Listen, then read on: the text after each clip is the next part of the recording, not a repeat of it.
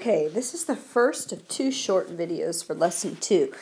The first is on simplifying square roots, and the next one is on adding and subtracting square roots.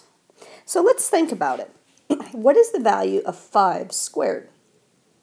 Well, 5 times 5 is 25. Now, what is the value of the square root of 25? Well, you know that that would be 5, because you've had that in pre-algebra. Well, 25 is considered a perfect square number. Now, let's think of what are some other perfect square numbers. Well, 1 times 1 is 1, so 1 is a perfect square. 2 times 2 is 4, so 4 is a perfect square. 3 times 3 is 9, so 9 is a perfect square. 4 times 4 is 16. We know 5 times 5 is 25. 6 squared is 36. 7 squared is 49. 8 squared is 64. 9 squared is 81. 10 squared is 100. 11 squared is 121. Let's see, 12 squared is 144. Now you know these from having memorized your multiplication tables, okay? So let's think about it. How can you find a square root of a number that's not a perfect square? Say like square root of 12, okay? Well, we could estimate it and say we know it's somewhere between 3 and 4, right? Because 3 squared is 9 and 4 squared is 16, so the square root of 12 should be between 3 and 4, okay? Now, you could put that into your calculator and come up with an approximate value, okay?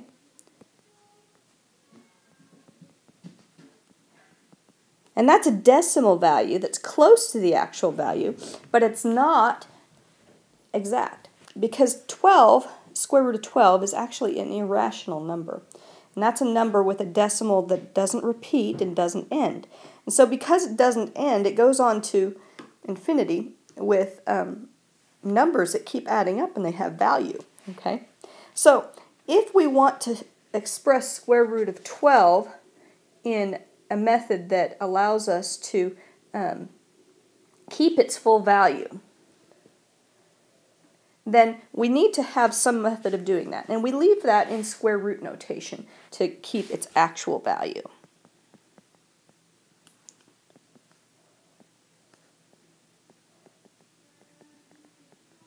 Okay, so decimals are approximate values, and square root notation allows us to give the actual value of that irrational number.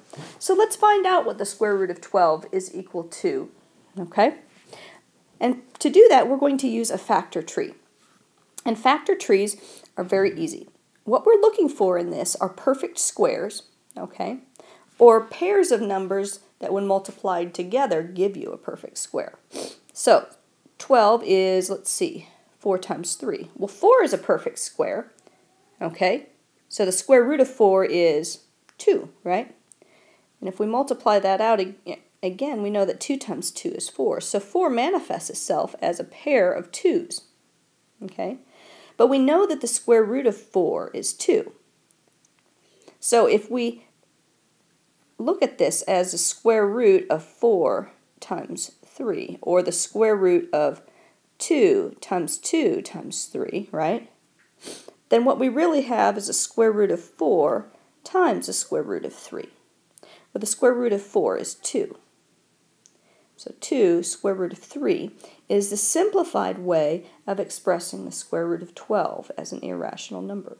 What we do with this is we try to make as much of the number outside the square root, or a rational number, as we can. And that's why we call it rationalizing, because we're making it from an irrational number under the square root to a rational number outside the square root. Okay, so what we notice here is that we have a pair of numbers that was formed from the perfect square of 4. Okay, so we can either look for perfect squares, or we can look for pairs of numbers that build up to those perfect squares.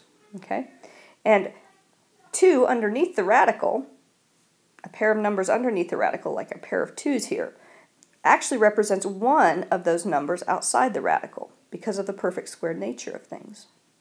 So let's try this again. 24. How about 12 times 2? And 12 is 6 times 2, and 6 is 2 times 3. Well, we notice we have a pair of 2's here, okay? So we can pull those outside the radical, 2.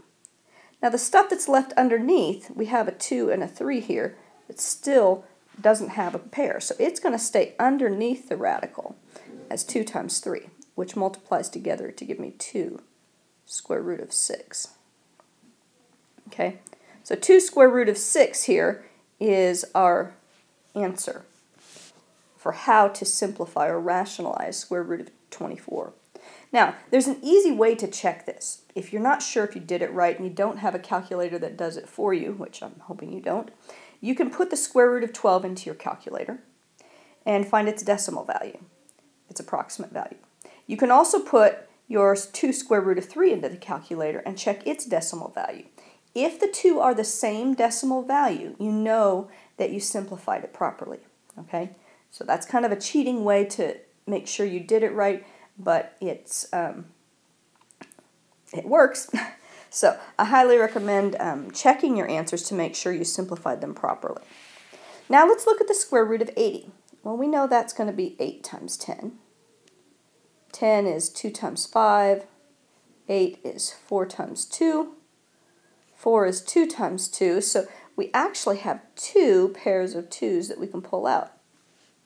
So that's going to be 2 times 2, okay, 1 2 for every set of 2's that you pulled out, and then 5 is still by itself underneath the radical, so you end up with 4 square root of 5 for this. Okay, square root of 196. Well, let's see. This is probably one we don't run up against very often. Well, let's see. 196. We could, and I'm going to move this up. Move this up here. I'm going to show you. This is what you do in case you don't know what things are, okay? Because this is a really odd one. So I'm going to take 196 and I'm going to divide it by 2.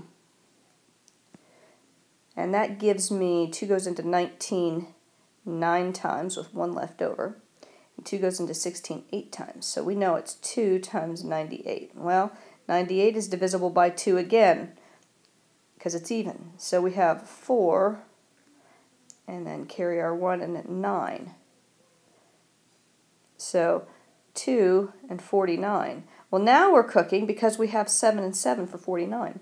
Well, now we have a pair of 2's and a pair of 7's that we can pull out, and there's nothing left at the base of our radical tree. So we pull out a 2 and a 7. We have nothing under our square root, so it's just 14. Okay, and actually 14 times 14 is 196, but it's not one of the common perfect squares. So be aware that you may run into perfect squares that are numbers that you haven't memorized yet. And when you do, add them to your little memory bank and you won't ever have to go through that again. Okay, so remember to watch the second video, adding and subtracting radicals. That's a part of this lesson too. And it will help you with the Khan Academy exercises that you have to do in class. And I will see you guys later.